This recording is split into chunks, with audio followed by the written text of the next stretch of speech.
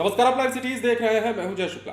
देखिए, बिहार में शराबबंदी कानून लागू और शराबबंदी कानून लागू होने के बाद भी बिहार में शराब का कारोबार कितना फल फूल रहा है वो आप जानते हैं। ये बताने की जरूरत नहीं है और साक्ष्य दिखाने की भी जरूरत नहीं है, क्योंकि पहले हम आपको कई दफे दिखा चुके हैं। बिहार में शराब बनाना और जहरीली शराब पीकर मर जाना ये कोई नई बात और नई खबर नहीं है, लेकिन अब बिहार में शराब वालों के बारे में अगर आप सूचना देते हैं तो आपको इनाम मिलेगा, और हजारों में नहीं लाखों में इनाम मिलेगा। शराब माफियाओं की सूचना पर पैसा तो मिलेगा ही, इसके साथ ही उग्रवादियों अपराधियों के बारे में जानकारी देंगे तो भी इनाम सरकार देगी, और डीजीपी के स्तर से इस इनाम की घोषणा जो है की जाएगी आपके लिए। और सबसे अहम बात यह कि इसमें शराब माफियाओं और बालू माफियाओं को भी शामिल किया गया है, और कहा गया है कि इन लोगों के बारे में भी अगर आप सूचना देते हैं, कई फरार चल रहे हैं, कई भाग के छुप के बैठे हुए हैं, और अगर इनके बारे में बताते हैं तो इनाम दिया जाएगा। और पुलिसकर्मी भी इसमें शामिल होंगे। अगर पुलिसकर्मी भी इस बारे में सूचना देते हैं या कार्रवाई करते हैं तो उन्हें इनाम दिया जाएगा। और बिहार में शराबबंदी कानून को कारगर बनाने के लिए, और देखिए जहरीली शराब का निर्माण कराने से रोकने के लिए ये कवायद की गई है। और बिहार में जिस प्रकार तस्करी हो रही है और जिस प्रकार माफिया जो है एक्टिव हैं, शराब माफिया जो है तस्करी के लगातार कामों को अंजाम दे रहे हैं, उनके खिलाफ एक बड़ा एक्शन होने जा रहा है, और यूं कहे कि अब इसे अमली जामा पहना दिया गया है।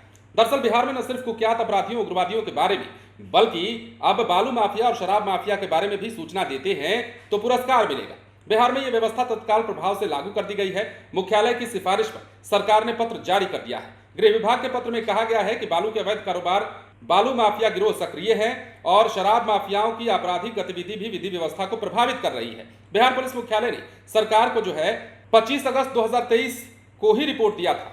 अब इसमें फरार अपराधियों उग्रवादियों को गिरफ्तार करने और सूचना देने पर पुरस्कार की धनराशि और पुरस्कृत किए जाने की व्यवस्था में परिवर्तन करने का प्रस्ताव दिया गया था। नए प्रस्ताव में बालू माफियाओं के अलावे कई बिंदुओं को चिन्हित किया गया है। जैसे पुलिस मुख्यालय के प्रस्ताव को सरकार से स्वीकृति जब मिली तो नए प्रस्ताव में उग्रवादी संगठन से संबंधित उग्रवादी मामले के तहत केस दर्ज हो, इस बारे में सूचना देने पर सरकार पुरस्कार देगी। 7 वर्ष से अधिक सजा वाले 2 या 2 से अधिक कांड में वांछित अपराधी के बारे में सूचना देने को लेकर पुरस्कार का प्रस्ताव है। इसके अलावा महिलाओं और बच्चों के विरुद्ध अपराध के वांछित अपराधी, हाईकोर्ट सुप्रीम कोर्ट द्वारा आदेशित कांडों में वांछित अपराधी के बारे में सूचना देने पर इनाम मिलेगा। इसके अलावा बालू के अवैध खनन परिवहन में शामिल बालू माफिया जिनके खिलाफ केस दर्ज है, शराब माफिया जिनके खिलाफ केस दर्ज है, इस तरह के केसों में वांछित अपराधियों के बारे में सूचना देने पर इनाम का हकदार आप होंगे। इसके अलावा सांप्रदायिक तनाव, हिंसा और विधि व्यवस्था, लोक व्यवस्था भंग करने के केस में वांछित के बारे में भी सूचना देने पर इनाम मिलेगा, और इस संबंध में सूचना देने वाले को पुरस्कृत किया जाएगा। अब देखिए, इसमें कई चीजें रखी गई हैं।